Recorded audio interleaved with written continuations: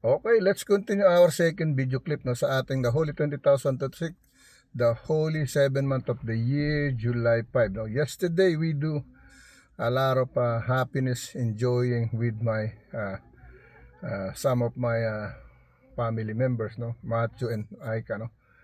We did not get together with JC and Tricia's family. Okay, me and Mike, Tricia, Mike, me and Aika, Matthew, Micah, Kai, Maybin, Cade, and Marian Burros. No? But in the fireworks, we are only the family, no Miriam, okay? He take a rest on the house, okay? So once again, so please let's continue our feeding our body, our immortal body, our human flesh, as the storehouse, as the house of God, as the temple of God, to cleanse our body and soul as a human being, in our inner person, son and daughters, men and women. Okay, now let's continue sa ating tayo sa Second Chronicles ulit tayo, meron tayong Second Chronicles na naman. Okay, Second Chronicles chapter 19 verse 7 to 11. Second Chronicles chapter 19 verse 7 to 11. Okay, ito ang babasahin natin dito. Wherefore now let the fear of the Lord be upon you, take heed and do it, for there is no iniquity with the Lord our God, nor respect of person, nor talking of gifts. Okay, all right, verse 8. Moreover, to Jerusalem did Jehoshaphat set of the Levites and of the priests, and of the chief of the fathers of Israel, for the judgment of the Lord and for controversies when they returned to Jerusalem. Verse 9.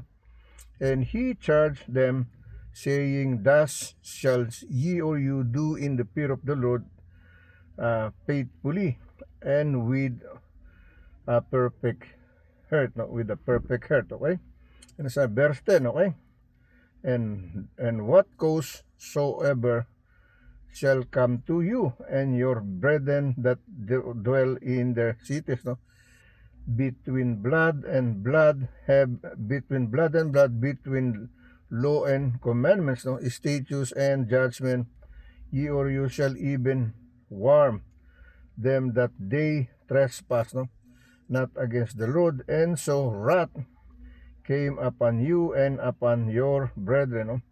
This do, and ye or you shall not trespass. Okay, verse 11. Last verse. And behold, Amariah the chief priest and over you in all matters, of the Lord, and Sabidiah like son of Ismael, the ruler of the house of Judah, for all the king's matters. Also the Levites shall be officer before you, deal courageously, and the Lord shall be with the God, the God. Okay, shall be with the God. Okay, ang sinasabi. Let me read in Tagalog version. Dalawa Kronika pa na 11 hanggang Kronika pa na 11 versikulo 7 hanggang 11. Dalawa Kronika pa na 11 versikulo 7 hanggang 11. Okay, in Spanish, Dos Kronika kapitulo 19 versikulo 7 hanggang 11. Here is in Tagalog siya. Ngayon ngay sumayin nyo nawa ang takot ng Panginoon, magsipag-ingat kayo at inyong gawin, sapagkat walang kasamaan sa Panginoon nating Diyos. Ang tumanggi man sa mga tao ay tumanggap man ng mga suhol. Okay, yan ang nangyayari sa ating bansa, tumatanggap ng suhol, kaya nagugulo lalo ang ating bansa, nakikiayon. Okay, pumapanig, tinatakot. Yan ang nangyayari sa ating bansa. Ngayon ngay sumainyo nawa ang takot, sa Panginoon. Magsipag-ingat kayo sa inyong gawin, sapagkat walang kasamaan sa Panginoon nating Diyos. o tumanggi man sa mga tao o tumanggap man ng mga suhol. O, versikulo 8, bukod dito'y naglagay si Josaphat sa Jerusalem ng ilang mga Levita at mga saserdote at sa mga pangulo sa mga sangbahayan ng mga magulang ng Israel dahil sa kahatulan ng Panginoon at ng mga pagkakaalitan, at sila'y nagsibalik sa Jerusalem. Versikulo siya, no? At kaniyang at kanyang binilinan sila na sinasabi, ganito ang inyong gagawin sa takot sa Panginoon na may pagtatapat at may sakdal na puso. Okay? Versikulo 10, anumang kaalitan ang dumating sa inyo na mula sa inyong mga kapatid na nagsisitahan sa kanilang mga bayan na dugo, kautusan at utos, no, mga palatuntunan at mga kahatulan, ay inyong papayuhan sila upang sila'y huwag maging salarin sa Panginoon, huwag maging salarin sa Panginoon, at sa gayoy kapuutan ay huwag dumating sa inyo at ang inyong kapatid, ito'y inyong gawin at kayo'y hindi magiging salarin. Versikulo 11, no? At narito si Amarayas, no, na punong saserdote at nasa inyo sa lahat ng mga bagay ng Panginoon, at si Sabidias na anak ni Ismael na tagapamahala sa mga Levita, no, tagapamahala sa mga bahayan ni Juda, sa lahat ng mga bagay ng hari, no. Ang mga Levita rin naman ay magiging mga pinuno sa harap ninyo. Gawin ninyong may katapangan, no? Gawin ninyong may katapangan at ang Panginoon ay sumasabuti nawa, no? Ibig sabihin sumasang-ayon, okay? Now let's go to the other scripture chapter. Dito tayo sa Proverbs, no? Proverbs chapter 14, no? Proverbs chapter 14, no? Verse 26, no? Proverbs chapter 14, verse 26 to 30, okay? Verse 26 to 30, okay? Proverbs chapter 14, verse 26 to 30, okay?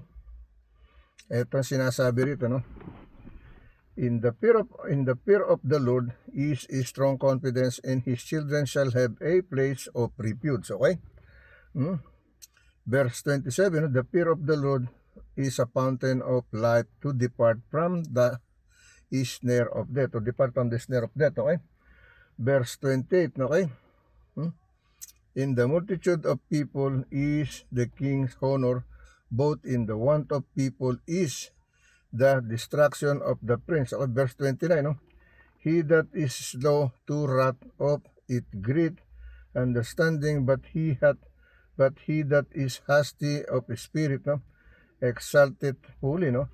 Verse 30, no, a sound here in the life of the flesh, no, but every the rottenness of the bones, okay? Verse 31, no, 31, he that oppresses the poor reproacheth his maker, no, but he that honoreth him hath mercy on the poor, no, hath mercy on the poor, okay? Yan ang sinasabi, no. Now, no, lumapas pa tayo, naging hanggang 31 pa tayo, okay? Pero pwede na natin basahin hanggang 35, no? So gawin nating 14 to verse 26 to 35, no? Kasi wala naman tong Spanish na babasahin tayo, no? Okay? So basahin na natin ng diretso doon, okay? So we stop in 31, no? He that oppresseth the poor reproacheth his maker, but he that honoreth him, he hath mercy on the poor. No? Verse 32, the wicked is driven away in this wickedness, by the righteous hath hope in his death. No? Verse 33, wisdom rested in the heart of him that not understanding, but that which is in the midst of full and made known. No? Verse 34, no? Righteousness exalted a nation, but sin is reproaches to any people. No? Verse 35, the king favors is toward wise, no, servant, but his wrath is against him that causeth shame, no, causeth shame, naglili ka ng kahihiyan, ibig sabihin, okay? Now, dito tayo sa ating kawikaan, no, pahina 14, versikulo 26 hanggang 35 ang binasa natin. Dinerecho na 26, verse 26 to 35, okay? Mga kawikaan, pahina 14, versikulo 26 hanggang 35, okay? In Spanish, no? Proverbios, no? Proverbios kapitulo 14, versikulo 26 hanggang 35, no? So let me read in Tagalog version. Sa pagkatakot sa Panginoon ay may matibay na pagkakatiwala at ang kaniyang mga anak ay magkaroon ng dakong kanlungan, no? Pag may takot ka sa Panginoon, magkakaroon ka ng kanlungan kasi natatakot ka sa Panginoon. Versikulo 27, ang pagkatakot sa Panginoon ay bukal ng kabuhayan upang humiwalay ka sa mga silo ng kamatayan, no? Silo ng kamatayan, pagkakasala, kasalanan, no? Pangangalunya, pagnanakaw, pambababae, panlalaki, pagdodroga, pag-iinom ng alak, no? Pagtatato sa katawan, puro kasalanan po yan, hindi maaaring hindi, no? Magsuot ka ng damit na pambabae na ikaw ay lalaki, magsuot ka ng damit na panlalaki, ikaw ay babae, no? Mag-anyo kang lalaki o babae o bakla o tomboy, ganun ang ibig sabihin yan, okay? I'm sorry to say that, but we have to say that to hear clearly what God doesn't want to make you happen to yourself, no? Para hindi kayo maligaw, no? Dito tayo sa versikulo 28, nasa karamihan ng bayan ng kaluwalhatian ng hari, ngunit sa pangangailangan ng bayan ang kapahamakan ng pangulo, no? No, sabi ng versikulo 28, nasa karamihan ng bayan ang kaluwalhatian ng hari, ngunit nasa pangangailangan ng bayan ang kapahamakan ng pangulo, no? Versikulo 29, siyang makupad sa pagkagalit ay may dakilang pangunawa, ngunit siyang madaling magalit ay nagbubunyi ng kamangmangan, okay? Mabilis tayo nagagalit, mabilis tayo natutokso, yan ang ibig sabihin, okay?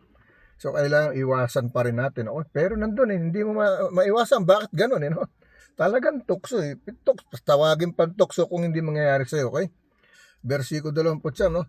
Sa makupad sa pagkagalit ay dakilang pangunawa, ngunit siyang madaling magalit ay nagbubunyi ng kamangmangan. Kasi nawawala ka ng sarili mo na out of out of your mind ka na, nagagalit ka, nakasalita ka ng hindi dapat masalita, okay?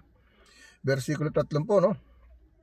Ang tiwasay na puso ay buhay sa katawan, ngunit ang kapanaghilian ay kabulukan ng mga buto, no? Ang sinasabi, ang tiwasay na puso ay buhay sa katawan, no? Ngunit ang kapanaghilian ay kabulukan ng mga buto, no? Versikulo 31, siyang pumipigati sa duka ay humahamak sa may lalang sa kanya, humahamak sa may lalang. Ngunit siyang naawa ay magpakailanman at siyang naawa sa mapagkailangan, no, ay nagpaparangal sa kanya, no? Ibig sabihin nagpapabuti, okay? Versikulo 32, ang masama ay manahagis, no? Ang masama ay manahagis sa kaniyang masamang gawa, no? Ngunit ang matuwid ay may kanlungan sa kaniyang kamatayan, no? Pag ikay namatay, may kanlungan kasi silungan ka ni Lord, okay? Versikulo 33, no? Karunungan ay nagpapahinga sa puso niya na may pag-uunawa, ngunit ang nasa loob ng mga mangmang ay nalalaman, okay? Sa loob ng mga mangmang ay nalalaman, okay? Versikulo 34, no? Ang katuwiran ay nagbubunyi ng bansa, ngunit ang kasalanan ay kakutsaan sa alinmang bayan, no?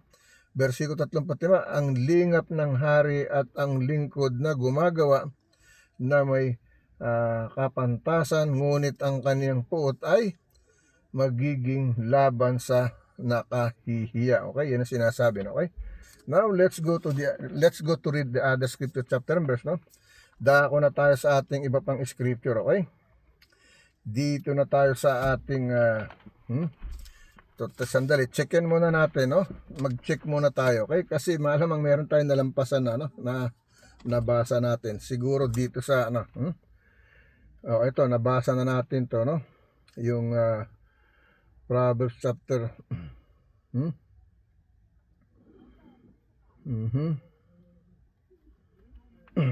Sandali, no? Tignan natin. Checkin lang ako. Okay, we will continue to read sa ating July 5, no? Sa ating one-yearly calendar, no? Ang title, Paul, a man of grace and grief, no? Yan ang title, okay? Itong sinasabi, Proverbs chapter 14, verse 26, no? Wala tayong devotion healing prayer kasi hindi pa ako nakabili, no? Hanggang 6 months lang kasi yung nabili ko, okay? So, I have to buy to share it to you, okay? Okay, here is the message on Proverbs chapter 14, verse 26 to 35 ang binasa natin dyan, okay? In the fear of the Lord, there is strong confidence, and His children will have a place of refuge. So, okay, Proverbs chapter 14, verse 26, but we read verse 26 to 35, no? Chances are good your life has grown more complicated than it was 10 years ago, or for that matter, even 5 years ago, no? Over time, you've collected more and more, stopped taking on more and more debt, no? Accepted more and more responsibility. Now your spiritual well is dry, no? Taking time to discover what really matters is essential, no? Don't wait for the doctors to say you've got 6 months to live, no? Long before anything that tragic becomes reality, grows roots deep into the soil of things that really matters. Okay? Pakinggan niyo mabuti yung message dito, no? Maganda yung message, no? Again, let me for the second time, no? Sa ating God promises, no? Sa July 5, in the fear of the Lord, there is strong confidence, and His children will have a place of refuge. So, Proverbs chapter 14, verse 26, but we read verse 26 hanggang verse 35, the last verse, okay?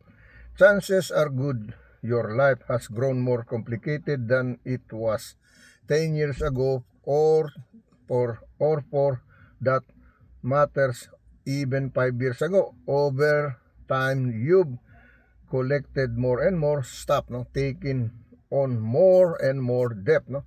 Accepted more and more responsibility. Now your spiritual well is dry, no? To you, no? Taking time to discover what really matters is essential. Don't wait for the doctor to say you've got 6 months, no, to live, no?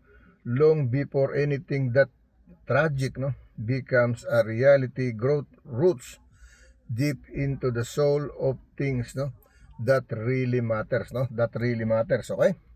Yan ang sinasabi, no? Now, let's go to read sa ating Proverbs naman tayo. Proverbs chapter 15, verse 3 to 7, no? Proverbs chapter 15, verse 3 to 7, okay? Ito naman tayo sa Proverbs chapter 15, verse 3 to 7, no? The lips of the wise, no, disperse knowledge, no? But the heart of the foolish do it not so, okay? Verse 8, no?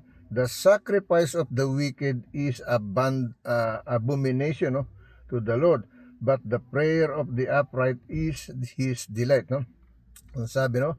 Verse 8, the sacrifice of wicked is abomination the Lord to the Lord, no? But the prayer of the upright is His delight. No? Verse 9, the way of the wicked is abomination unto the Lord, but He loveth him that followeth after righteousness, okay? Verse 3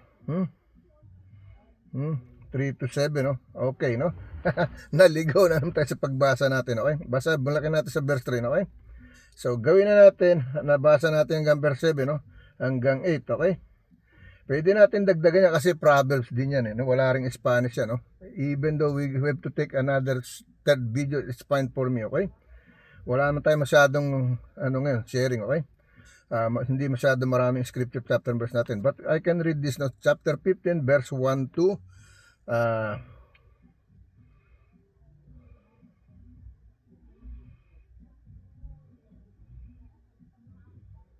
hanggang 12, no? So basahin natin, no? Proverbs chapter 15, verse 1 to 12. Ganyan ang gawin natin, okay? Here is the message, no? And Sop answered, turn it away wrath, but grievous words stir up anger. Stir up anger. Verse 2, the tongue of the wise useth knowledge aright, no? But the mouth of the fools poureth out of foolishness, no?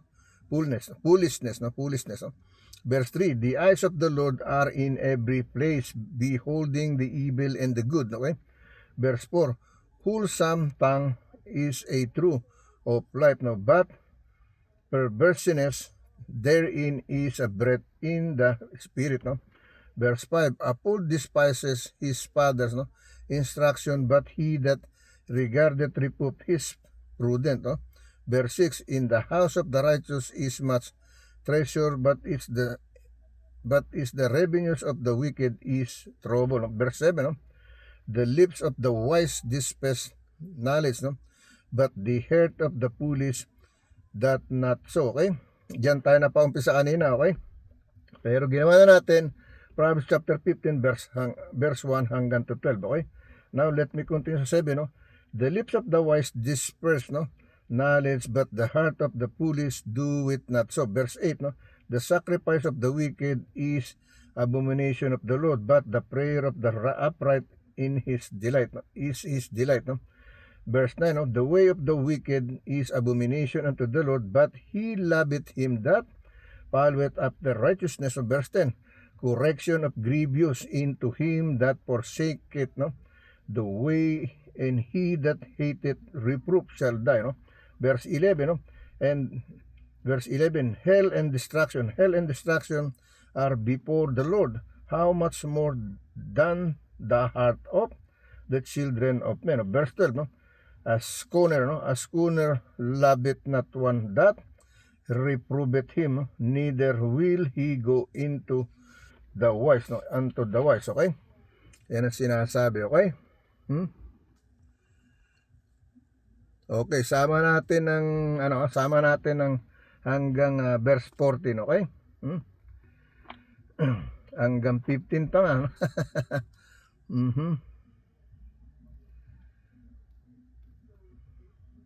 Hanggang 16, okay? So, going hanggang 16, okay? Verse 13, a merry heart make it a cheerful countenance, no? But by sorrow of the heart that spirit is broken. Verse 14, the heart of him that hath understanding seeketh knowledge, but the mouth of fools feedeth on foolishness. Okay, verse 15, no? And the days of the afflicted are evil, but he that is of a merry heart hath a continual peace. Okay, verse 16, better a little with the fear of the Lord than great treasure and trouble therewith. Okay, yan ang sinasabi, no, sa ating Proverbs chapter 15 verse 1 to 15, okay? Hanggang 16 ang binasa natin, no? Trouble therewith, okay? Yan binasa natin. So, basahin natin sa Tagalog version, okay? Sa Tagalog version, Kawikaan, Pahina 15, versikulo 1 hanggang 16, okay? Dinagdagan natin, okay? Kasi masarap basahin sa inyong lahat, hindi lang sa akin, no? It's not only to read for me, but to read for the Lord, no? I want the Lord make happy, no? I'm tired, I'm weak, but it's okay. I'm happy to read, make me strong to this gospel word. Binibigyan niya pa rin ako ng lakas, even doon nanghihina, nagaanto ako, napapatigil ako. But God is still here, no? He is still intact with me, no? He said, go ahead, don't give up, don't worry what people say about you, just do whatever you wanna do, no? With me and you and I, no? And then let them share, let them see what you work with me. That's the way it happens to me, okay? Gusto ng Diyos na makita niyo yung nangyayari sa akin sa pamamagitan niya, no, sa aking katawan, no? Tamo to, nangihina, pero naantok, has tumitigil, pero tuloy-tuloy pa rin siya, hindi siya sumusuko. Yan ang gusto makita ng Panginoon sa inyo. Huwag tayong masisiraan ng loob, no? Buka lang ang laban tayo para sa Panginoon, okay? Now, let me read this, mga Kawikaan, Pahina 15, versikulo 1 hanggang 16, no? Ito sa Tagalog, no? May title ito, iba't ibang kawikaan, no? Pinapares ang matuwid at masama, no? Different language, no? Comparing in the righteousness and the unrighteousness, no? They compare in the right and wrong, no? They compare in right and wrong, okay? So let me read in Tagalog version, no? Sa Spanish, no? Proverbios Kapitulo 15, versikulo 1 hanggang 16, okay? Yan ang binasa natin, okay? Now, let me read in Tagalog version, mga kawikan, payo na 15, versikulo 1 hanggang 16. Ang malubay na sagot ay nakapapawi ng puot, no? Ngunit ang mabigat na salita ay humihila ng galit, okay? Yan po, minsan napapabigla tayo ng salita, humihila ng galit, no? Tumutukso sa kapwa, ibig sabihin, okay? Okay, nagbibigay ng sama ng loob sa tao, nagbibigay ka ng galit, okay? Nagbibigay ng kabuyuhan, okay? Versikulo 2, ang dila ng pantas ay nagbabadya ng tuos ng kaalaman, ngunit ang bibig ng mga mangmang ay mabubugso ng kamangmangan. Versikulo 3, ang mga mata ng Panginoon ay nasa bawat dako na nagbabantay sa masama at sa mabuti, no? Versikulo 4, no? Ang dilang magaling ay puno kahoy ng buhay, ngunit ang kalikuan niyaon ay kasiraan ng diwa, no? Versikulo 5, no? Hinahamak ng mangmang ang saway sa kaniyang ama, ngunit siyang nagpapakundangan ng saway ay gumagawang may kabaitan, no? Gumagawang may kabaitan. Versikulo 6, sa bahay ng matuwid ay maraming kayamanan, no? Ngunit sa mga pakinabang ng masama ay kabagabagan, okay? Sabi ng versikulo 6, no? Sa bahay ng matuwid ay maraming kayamanan, no? Ngunit sa mga pakinabang ng masama ay kabagabagan, no? Puro problema. Versikulo 7, ang mga labi ng pantas ay nagsasabog ng kaalaman, ngunit ang puso ng mangmang ay hindi gayon, okay? No? Ang sabi, ang mga labi ng pantas ay nagsasabog ng kaalaman, no? Kaalaman, ngunit ang puso ng mangmang ay hindi gayon, no? Hindi gagawin to ng masama. Babasahin to sa inyo. Hindi siya gagawa nito kasi wala siyang Diyos, wala siyang Espiritu ng Diyos, okay? Now, he became like me, of course, he will do it, okay? Dito tayo sa no? Versikulo 2, ang mga labi ng pantas ay magsasabog ng kaalaman, ngunit ang puso ng mangmang ay hindi gayon, no? Versikulo 8, ang hain ng masama ay kasuklam-suklam sa Panginoon, ngunit ang dalangin ng matuwid ay kaniyang kaluguran, no? Versikulo 9, ang lakad ng masama ay kasuklam-suklam sa Panginoon, ngunit ang iniibig niya ang sumusunod sa katuwiran, okay? Versikulo 10, may mabigat na saway sa kanya na nagpapabaya sa lakad at siyang nagtatanim sa saway at mamamatay, no? Nagtatanim sa saway at mamamatay, no? Kasi hindi sumusunod, no? Versikulo 11, Siyol at kapahamakan ang nasa harap ng Panginoon, ngunit, no? Sabi to, Siyol, ang kapahamakan ay nasa harap ng Panginoon, gaanong higit pa nga ang mga puso ng mga anak ng mga tao, okay? Versikulo 12, ayaw ang maglilibak na siya'y sawayin, siya'y hindi paroroon sa pantas, okay? Ayaw ang maglilibak na siya'y sawayin, no? Ngunit hindi paroroon sa pantas, okay? Yung masama, ayaw niya masasaway siya, ayaw niya maturuan siya, ayaw niya masabihan siya, gano'n yan. Hindi susunod siya, ibig sabihin, okay? Versikulo 23, no? Ang masayang puso ay nagpapasaya ng muka, ngunit ang kapanglawan ng puso ay nababagbag ang diwa, okay? Nababagbag ang diwa, nagugulo, no? Natataranta kasi hindi nga maganda nangyayari, no? Versikulo 24, ang puso niyong nanguunawa ay humahanap ng kaalaman, ngunit ang bibig ng mga mangmang ay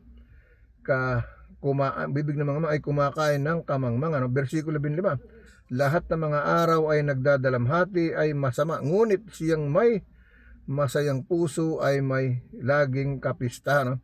Versikulo 16, no? Maigi ang kaunti na may pagkatakot sa Panginoon, no?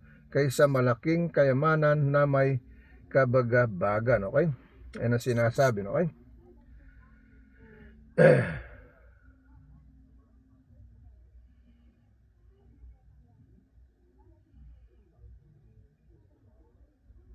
Okay, hanggang sa 16 tayo, okay? Now, let's go to the other scripture chapter verse. Baka makakahabol pa tayo, no? Alright?